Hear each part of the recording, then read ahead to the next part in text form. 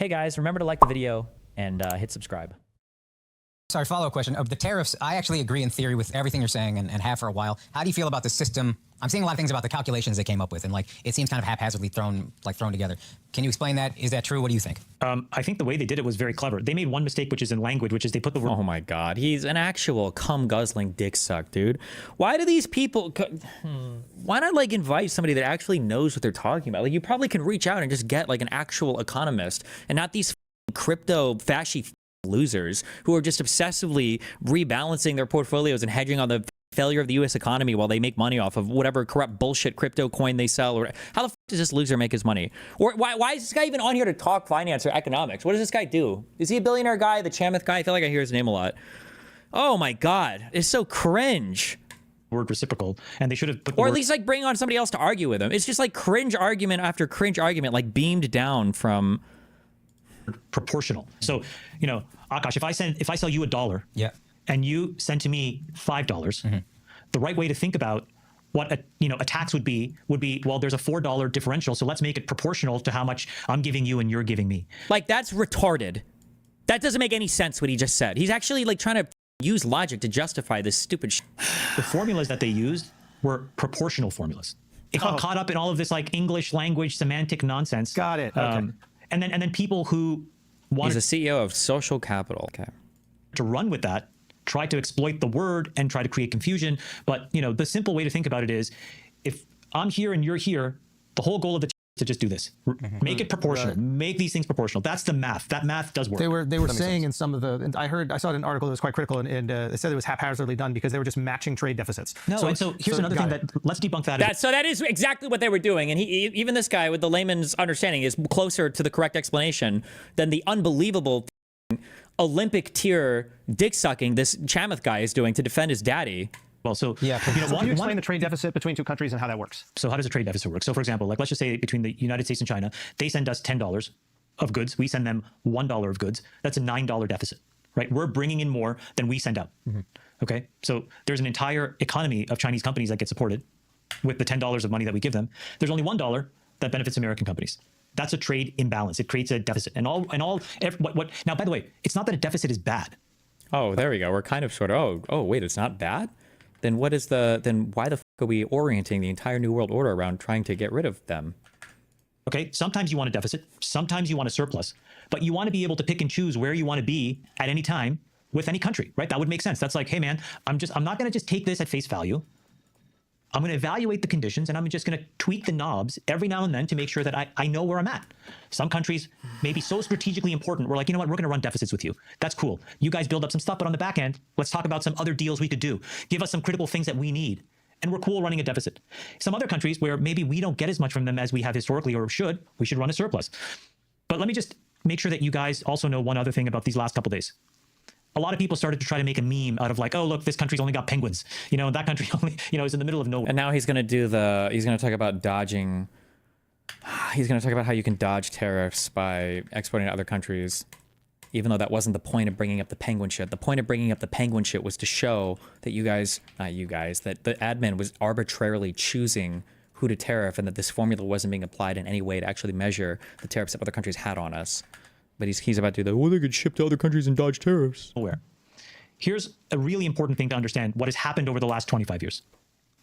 Every single time anybody has tried to fix these imbalances, what companies were able to do was just to go to a different country that wasn't affected and basically mule the Penguin Islands, dude, yeah. way into America. Okay? So if you levy these taxes on every single country, they won't be able to do that. You close all the loopholes. Got it. So it seems like an imbalance when you throw it on Lesotho, but you're really doing it as a preemptive measure so that all the manufacturing doesn't go from Cambodia. Because a whole bunch of manufacturing stuff was about ready to be set up in Madagascar.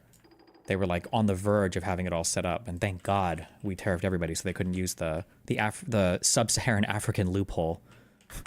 Go to Lesotho overnight. And the thing with that is like, it's not like they're going to build a factory there. Right. Like this argument is defeated with one question. Oh, they can just ship it anywhere? Then why don't we just have the exact same tariff on every single country? Like, if that's the case, then why do we have 100% tariffs on China and 40% tariffs on any country near them? Wouldn't they just ship it to that country, then ship it right to us? Like, it's so stupid. All of these arguments are self-defeating. Don't care. I don't care. It's all I mean. They may just use it as a way station. Nothing. It's all a meme. You know, the plane lands, Yeah. hop, skip, and a jump. Now you get a form that goes, boom, made in Lesotho, boom, Yeah. to the United States. So you make it in China, send it to Lesotho. We buy it from Lesotho. There's no tariff on Lesotho because, wow. Yeah, because we all know that's a country that has the capacity that doesn't even have access to the ocean, by the way. Can they even ship anything? It's a landlocked country. What the fuck? Specific thing that really happened that exposed this was, again, in COVID, you know, and just a little bit before, Mexico became like an enormous What are they talking about? way to kind of work around a bunch of the Chinese tariffs. You would just basically send the goods to Mexico. They would do what's called self-attestation, which is basically saying, yeah, it's made in Mexico.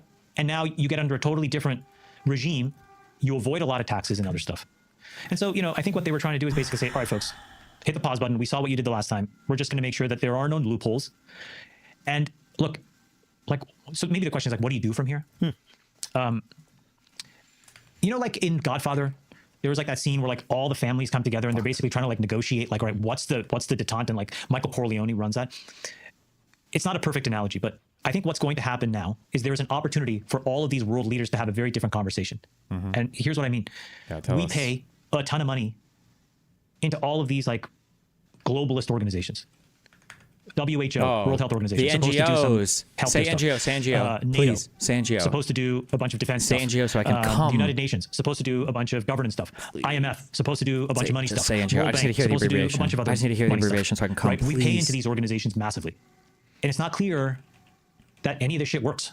God damn it. Okay, just to be honest. And so there is an opportunity to sort of say, hey guys, if we were just starting this club in 2025, what are the rules of membership? What would the expectations be? What are you going to do? What am I going to do? What are you going to pay? What am I going to pay? You know, but right now, again, it's kind of like you go to dinner, you know, Andrew pays. We're like, we'll Venmo you tomorrow. Money doesn't show up. And you're just like, guys, this is like, after years of this, you're just like, okay, come on, stop the madness here. Is there a concern that in a time of trade hostility, China could come in and basically, you know, broker more friendly trade deals with other... Wait, hold on real quick. So if I manufacture quality modules, oh, no. I would have to have all the ingredients the same quality. Never mind. countries, and America could lose its global position? Yeah, I think that is a risk. The question is, what does that deal look like? Look, my personal opinion is that I think that it's basically this. There are two main superpowers for the next 100 years. Yeah, us and China. Okay. And I think we, on the margins, have a more compelling deal to do than China does. And the reason is because we have these 330 million Americans who are absolute kingmakers. And I think you have to take advantage of that. The Chinese are incredibly strong. They're incredibly bright. But they have Production headwinds bonus of the too. new And you know, like building. nothing's perfect. Like their population is cratering. That population is going to halve in the next like 50 years. So China has to figure out some very complicated things for itself. So it's not like China has like some perfect deal that you're it can right. offer the world. So there's give and takes on both sides. But yeah, they're going to try to do it. And they're going to try to do the best job of getting countries convinced. That's why we have to have some amount of bargaining chips, right? Like Yeah, if you bro. show up to Europe and you're like, let's do a deal. Is a better deal done when Europe feels like you're serious? Or if Europe feels like, well, I mean, you know, they've paid our way for the last 50 years. Yeah, why would they stop? Yeah. So you have to like, you know, it's almost like it's tough, but like you have to have some reasonable expectations here that, you know, that there's like a decorum. So I think that but it comes down to the quality of these deals. To your point, like what is the actual deal? And I think the thing to remember is there is no country in the world that can buy stuff the way Americans buy shit. Right. I'm That's what I serious. was I mean, thinking like about China. truly. It's like a lot of people can make but you need an economy that is going to consume, and you can't really grow that overnight. You can't. It's true. We have had, you know, a lot of practice in making money as a country, but also spending money. And I don't think we should forget that. To piggyback on Mark's though, the way that Trump is implementing these tariffs across the board, are there any guardrails that can prevent China from just going to everybody and be like, okay, they're applying at least a 10% tariff on you, I'll either give you 5% or free trade? Okay, it's a really good question. So now you go to the tactics of it. Whoever it is, let's say it's us or it's China, and let's just say that we're going to pitch Europe on why, you know, you should go one way or the other. At the end of the day, when you're doing deals like this, you have to show a P&L, right? A profit and loss statement. Meaning, once all the fancy words are done and all the, you know, cameras go out of the room, this gets to the brass tacks of a spreadsheet that says, here's how much money you will make by working with us. And this is where there is a very clever deal, I think, for Trump to get done, which is the following, which is to essentially say that there is sort of like this new global trading alliance. And, you know, according to a set of rules, in joining the club, pay your proportional share, right? Pay your membership dues on time, and there's a way that you can have access to this incredible market. That would be, so when you do that P&L, right, and you get a bunch of Western countries that align with that, because you have to remember, on an economic basis, look, we're 8 billion people in the world, we're all equal, but economically there is a hierarchy, okay? And so it's America at the top, then you have the G8 countries, G7 countries, the rest of them, right? And then it goes down there, and you can just rank this. And so the more of these countries you have in this new alliance, the companies that work through that lens will just make more money. Like a trading NATO, so to speak. I think that's a really good way of thinking about it. It's like exactly like in the modern, like, look, A trading NATO, almost like a free trade agreement that multiple countries could engage in. If only we'd ever thought about that before. If only Trump himself had negotiated one of these.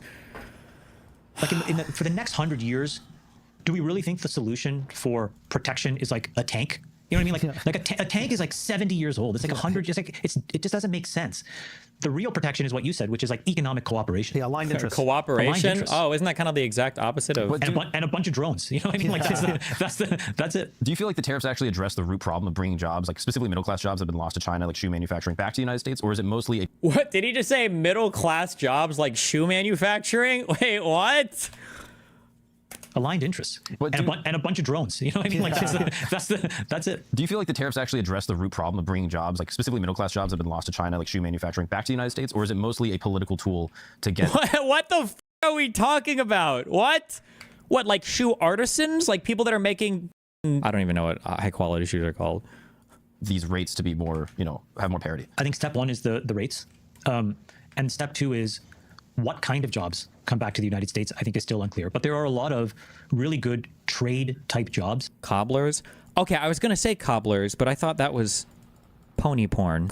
Did I just completely invent that in my mind?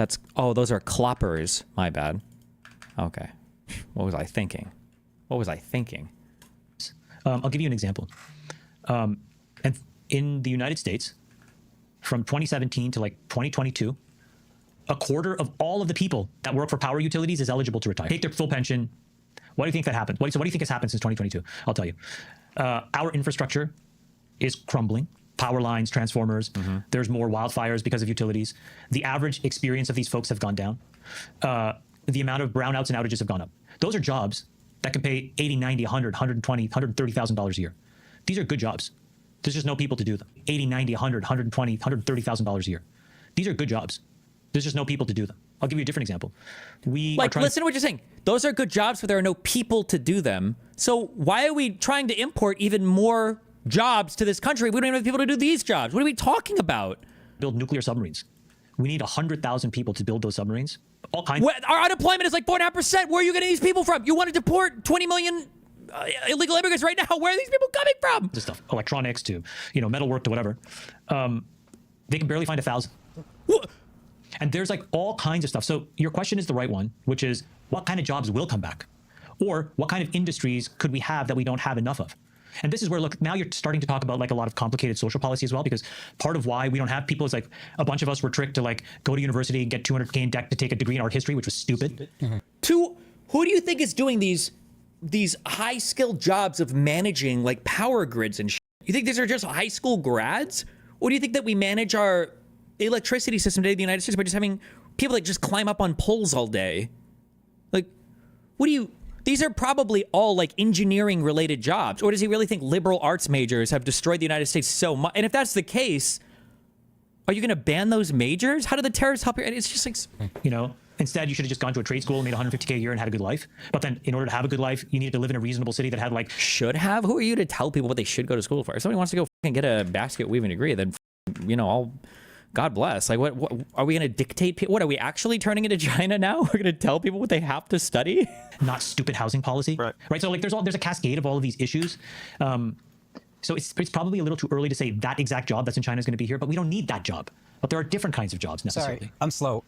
How do tariffs help the examples you gave of infrastructure? Oh, these guys are doing the drunken swordsman. Like they don't realize it, but they're asking actually very difficult to answer questions, because if they're not like politically super bought into the whole Trump shit, which I don't know if they are, and they're just like genuinely trying to understand this and they're asking questions, none of this shit is going to make any sense. Infrastructure. It would seem infrastructure is irrespective of a tariff. We could build up power lines. We could build up any of these things without a tariff on. No, almost, yeah. He's on the right track, but actually it would be even cheaper to build that infrastructure because we could import it for even cheaper than it would cost us to domestically manufacture it. So we don't have those jobs right now when the supplies and the import for that stuff would be even cheaper, but you're saying we're going to make all of that more expensive and we're going to somehow get people working in those jobs and taking care of all of infrastructure? How? England. All of the things that we need, again, it goes back to sort of what I said before, like all of the things that we need, we don't have a really great way of making them here. And so we're like in this very circular Who's going to make it? argument all the time. So we need to have some internal resiliency. You know what I mean? Like we need to have like a rainy day fund. We just need to have some money in the savings account in case, shit's What the fuck are you talking about? Money in the savings account? I thought this guy was a financial expert. Why are you talking like a retard? Like speak like a normal finance understander or an economics explainer. Man, we don't have that right now. Was there? So I'll give you an example, like in energy, okay? Give an example. Okay, instead of answering the other question, which he had no answer for because his position is completely and totally incoherent. very, very, very reductively, the world is going to be decided. Like meaning, like if this was like the NBA regular season, okay, we're entering the playoffs. Who wins the championship? It's very simple: the person that controls AI, and the person that has the best military. That's it. And when you say it that way, you're like, okay, there's all these things that we need to do for AI as an example. Okay, you're like, well, we need like infinite power for AI. Okay, we need to win the next generation of stuff. We need AI and the military. Okay, now the United States, according to Trump and this dipshit, this dick suck, have been taken advantage of by the rest of the world for the past 50 years. Okay, in that case, all right, so we need AI and military to succeed. Since the US has been getting raped by the world, I should be able to find another country, or at least multiple countries even, with better military. So who has the best military in the world? As a result of the continual rape the United States has suffered. Okay, well, that's weird, because it seems like the answer there is the US. Okay, well, who's getting the most investment into AI? Where are, like, most of the AI companies looking? Okay, well, China is trying to fight here, but it seems like that's also the United States. So isn't it weird that the exact two things that you would try to excel in are the two things that the United States is already like the world leader in? But supposedly people have been getting raped for the past 50 years. Like, none of this makes sense. Literally none of this makes any sense. It's so stupid. Okay, well, how do you get power? Oh, well, let's just do nat gas. Okay, great.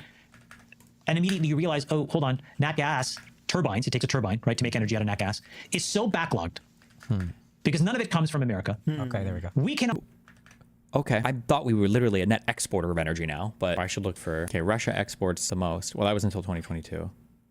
Oof, and as of 2023, the US was the world's leading exporter of natural gas. Now, this is Statista. I don't know if I trust this website. The world's largest liquefied natural gas exporter in 2024, but somehow... As an example. Okay, you're like, well, we need like infinite power for AI. Okay, well, how do you get power? Oh, well, let's just do nat gas. Okay, great. And immediately you realize, oh, hold on, nat gas turbines, it takes a turbine, right, to make energy out of nat gas, is so backlogged because none of it comes from America. Okay, there we go. We cannot turn it on until 2030. Oh, does he just mean the turbines are backed up? We can't have does he think that the only thing we're waiting for is... I've never even heard this claim before. I don't even know how I would begin to... Okay. Okay, so now, Akash, tell me, how are we supposed to win the NBA Finals against China when they have everything? Yeah. They can make everything. Yeah. And we can't yet. Yeah. So we're kind of Are we just going to wait 5 years and hope it solves itself? Are we forcing our own hand to develop these? Okay, so then let's assume. The problem is, even if I assume all these things are true, it's still retarded. Okay, so it's backed up on turbines. We can't order any, I guess. Let's assume that that's true. So now we're going to make all of them even more expensive? Like, how does that make any sense? None of this makes any sense. None of this is even internally consistent. Industries? I think so. Got it. Okay, so part of it is forcing our own hand to develop these industries, making it too... You can develop them right now if you want. You can do it right now if you want to do this. There's a reason why we don't, and it's because it's hella expensive. You could subsidize it if you wanted. Why not do that? Why not continue to import it and have them, come in on the cheap if we can, and then subsidize a turbine manufacturing industry? Wouldn't that make more sense? Too expensive to consume from other places, and also making it too expensive for them to sell to us. So we create an incentive to create these industries here.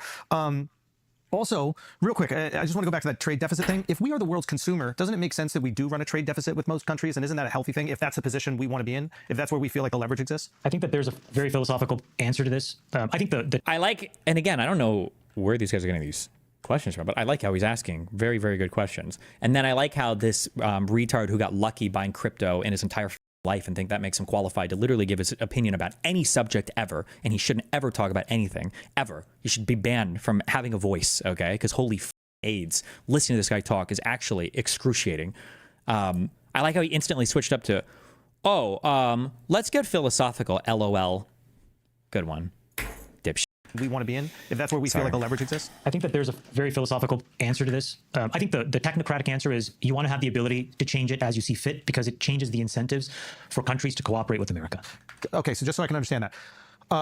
America, I'm not sure exactly where we were before World War II, but we have enough manufacturing that on a dime, the entire country can turn into a military operation. Ford is rolling out tanks. Like, we have the ability to engineer and manufacture everything that we need to win a war. Right now, we are too dependent on outside factors. So we actually can't flip that switch if we need to. So it's like putting ourselves in a position where we can flip the switch, and that gives us way more bargaining power and leverage in the real world because we are not 100% reliant on these other countries. Exactly right. And there's just a lot of hard work. I'll give you, you want to hear a crazy story? Yes. In 2020, I had this kid pinging me constantly on Twitter. And he had worked for Elon building up the battery supply chain for Tesla. And he had left Tesla to go to business school. He was at Stanford. The kid was just like constantly just like replying me, whatever. So finally I'm like, all right, just come to my office and we'll talk. And he's like, I think we need to build a domestic battery business in the United States to compete with the 2 Chinese national champions. And I was like, okay. So I started to learn about this problem. And it's like shockingly crazy. So we start the company, him and myself, a professor from Stanford, and this other guy who worked at Toyota. So, 4 reasonable people, okay? And we start this business in 2020. We're like, we're going to make domestic batteries. We get a deal with General Motors. They invest. They go on the board. Things are going well. And then we get to this place where, and this was under the Biden administration, we needed the approval of the DOE and the signaling from the DOE, the Department of Energy, that, yeah, this American company is not bullshit. We take a year. We go through. We stand in line. We play it exactly down the middle. We file this like 600-page report. The consultants that they told us to pay, we paid. We did everything. Got rejected. I was like, okay, this makes no sense. You tell us like we need to like have this resilience, but instead this is not resilient at all. Fine. We keep moving forward and we decide last year to reapply, do the same thing. We get through the end of all of this and we get picked. 125 companies apply. It's down to like 25 finalists. These guys give they do an incredible job, by the way, the DOE employees, like of the diligence and stuff. Like this was like, I've never seen anything like this. We go through proctology exam. It's like you wouldn't believe. We get it. Federal government gives us $100 million. Michigan gives us 50 to build this factory in the United States. And we're like, wow, we declared victory. We're like, that was the right thing to do. That was worth all the hard work. Now other people can pay attention. We can raise money. This is a hard problem to solve. It takes billions of dollars, okay? And it's like money isn't infinite. So I need other people to be beside me. And I needed the government. And then, when Elon goes into Doge, I find like, Stacey Abrams, spins out of like Biden and in 30 days got a $2 billion grant to like buy appliances for like 25,000 people in Georgia. So, we have a lot of like cell phones here as well to blame for this. Like that is an insane story. How did she get? This was a whole ass, are they referring to that whole study about reinvesting in communities to see the cost of like making them more energy efficient and all that bullshit? Because that was a whole ass like project. That wasn't just her personally going and buying microwaves for people. 20 times more than we did. We have a 50-person team that makes batteries to compete with the Chinese at the same quality.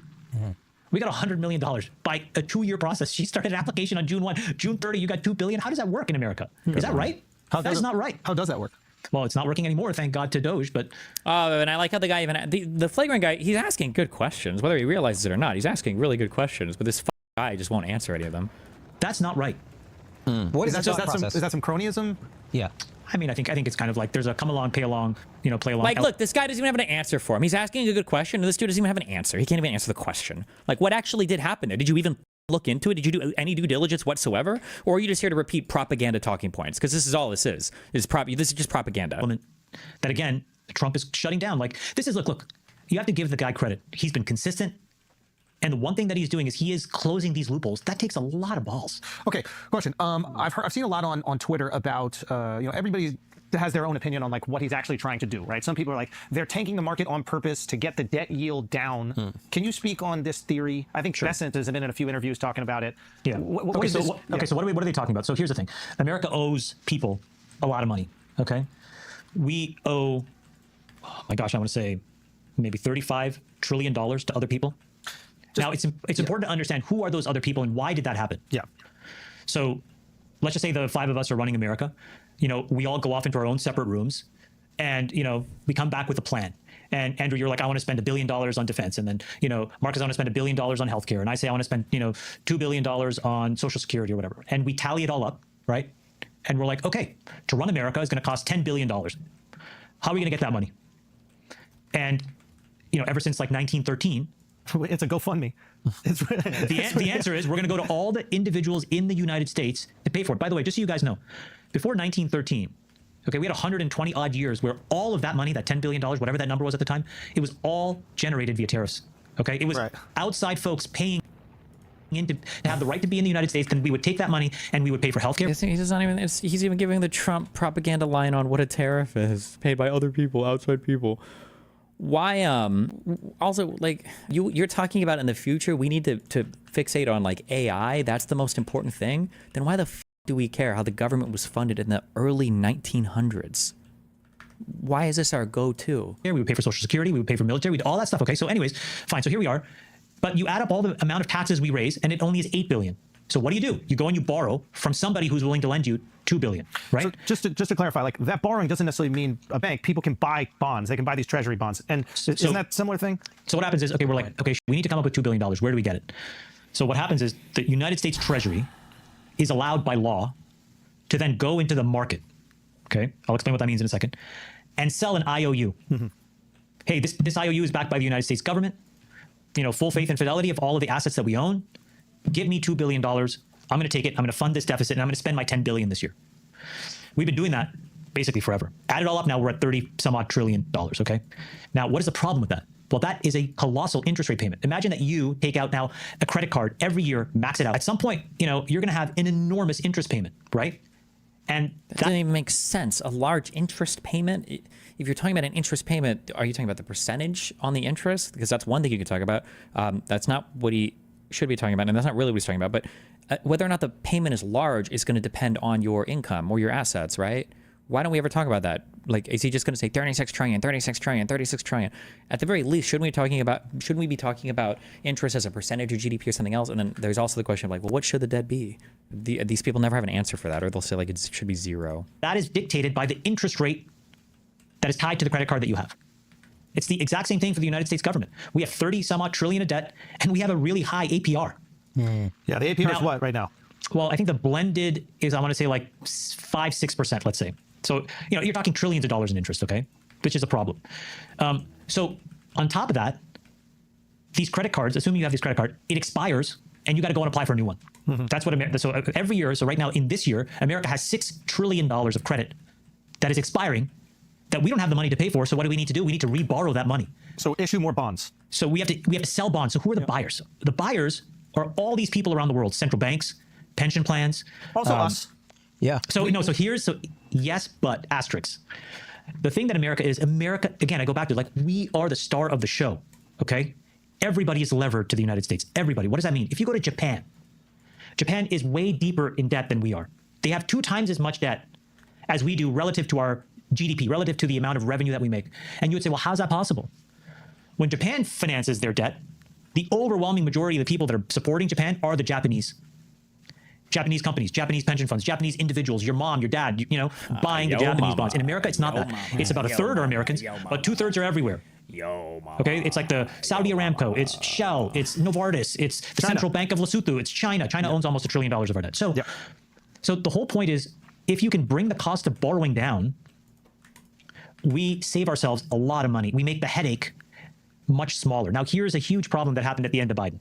Real quick, before you say that. So essentially, if we can lower the APR, if we can lower the interest payment, then how much? What are we issuing this new debt for? How much would we even save? The answer is not really that much. The end of every year, the money that we owe is much less, and then we can start chipping away at the principal instead of just paying the interest. Another important thing to understand is the more people buy treasuries, like what he just said there, he's kind of got. It's chipping away at the principal. It's not relevant. The principal and interest are the same thing essentially. Once it's all just the same balance. If you want to chip away at the principal, quote unquote, then that means that you have to be paying off more than you are accruing an interest. And for that to happen, well, not just accruing an interest, but then what you're borrowing. I'm sorry, it has nothing to do with the interest. It has to do with what you're borrowing. So you can have this financed as low as you want. You could have it literally 0.1% interest on the national debt. That doesn't matter if you have a budget deficit in the government every year, which we're going to have because Trump is even if he doesn't get these new tax cuts, we're still going to have it. But he's also pushing for tax cuts as well. So it doesn't matter what your interest rate is. If you're still borrowing every single year, you're never, ever, ever chipping away at the principal. Lower the interest payment is on those treasuries. The less people that are buying treasuries, the higher it goes, right? So, You also, there's a whole bunch of other things that I don't know the answer to, but I definitely know this retard doesn't know the answer to it. This guy, not the other guys.